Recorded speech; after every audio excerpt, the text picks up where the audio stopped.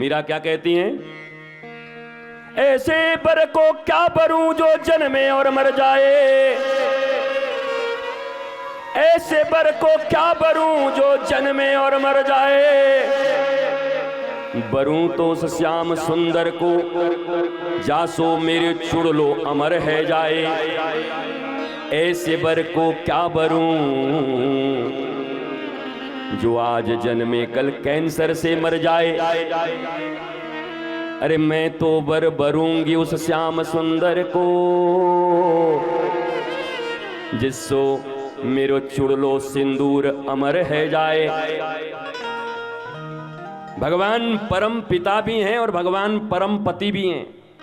ध्यान दो, इस दुनिया में प्रत्येक जीव के पहले पति भगवान ईश्वर है।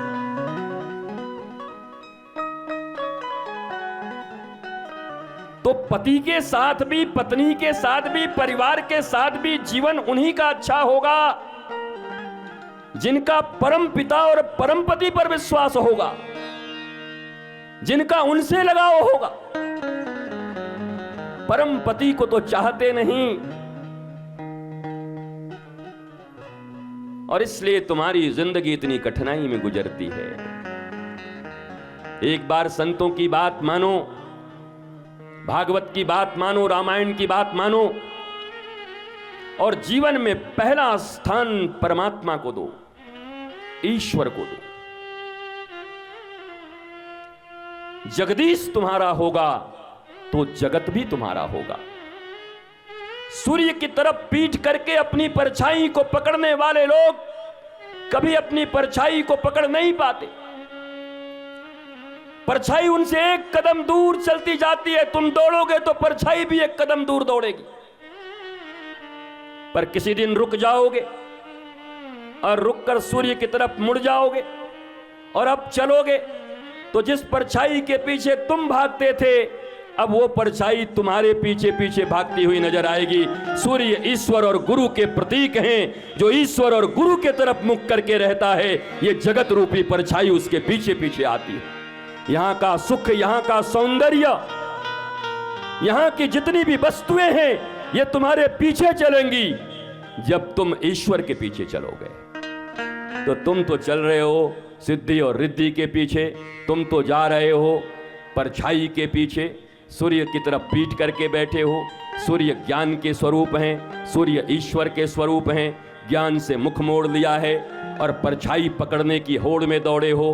प्राण तुम्हारे चले जाएंगे पर तुम्हारी इच्छा मरेगी नहीं। और याद रखना, फिर इस भागवत के मन से कह रहा हूं, व्यासपीठ से, जिनके प्राण अंत हो गए और इच्छा एक भी बची रह गई, चाहे वो करोड़ों बार गया जा करके कोई श्राद्ध करके उनका आ जाए, पर वो प्रेत योनि में ही रहेंगे। इसलिए कोशिश ये करो कि किसी संत और सदगुरु के चरणारविंद में समर्पण करके और उनसे वो गुण सीख लो जिससे हे प्रभु पेट्रोल इतना रहे कि 10-20 लीटर बचा भी रहे और हम अपने स्थान पर पहुंचकर अपने कमरे में आनंद करने भी पहुंच जाएं। ये मामला जब तक नहीं बनता तब तक भूत प्रेत पिशाच से बचोगे नहीं, याद रख लेना। तुम अभी भी भूत ही हो। कई लोग कहते महाराज जी हमको भूत पकड़ लेगा। तुम खुद ही जिंदा भूत हो, तुमको कौन पकड़ेगा? तुम भूत हो कि नहीं बताओ? कल तुम्हारे साथ जो घटना हुई थी उसको भूल पाते हो? तुम्हारी सास ने तुम्हें एक बार गाली दिया था, उसको भूल पाई हो? तुम्हारी बहू ने एक बार तुम्हारे चाय को गिरा दिया था, उसको भूल पाई हो? तुम्हारे भाई ने एक बार तुमसे कड़ा जुबान कह दिया था, तुम भूल पाए हो? कहां भूल पा रहे हो तुम? कहां अपमान भूल रहे हो? तुम तो भूत में ही जिंदा हो और अब कह रहे हो मैं भूत पकड़ लेगा। भूतों को कहीं भूत पकड़ता है? तुम तो खुद ही जिंदा भूत हो, न जाने कितनों को पकड़ के बैठे हुए हो। तुमसे बचना है लोगों को। हम तो लोगों को यह कला सिखा रहे हैं कि तुम जैसे भूतों से वो बच जाएं जो भूतकाल में जीते हैं। कितने पतियों की जिंदगी नरक हो गई है, मेरे पास आते, महाराज हम यहां बताओ भैया, बोला इसको कुछ तो ज्ञान दीजिए, हमेशा पास्ट टेंस में जीती रहती। आज इसको ले जाएंगे बढ़िया मॉल, आज ले जाएंगे सिनेमा दिखाने के लिए, देखते देखते पता नहीं क्या हो जाता है। ऐसे ही आदत है।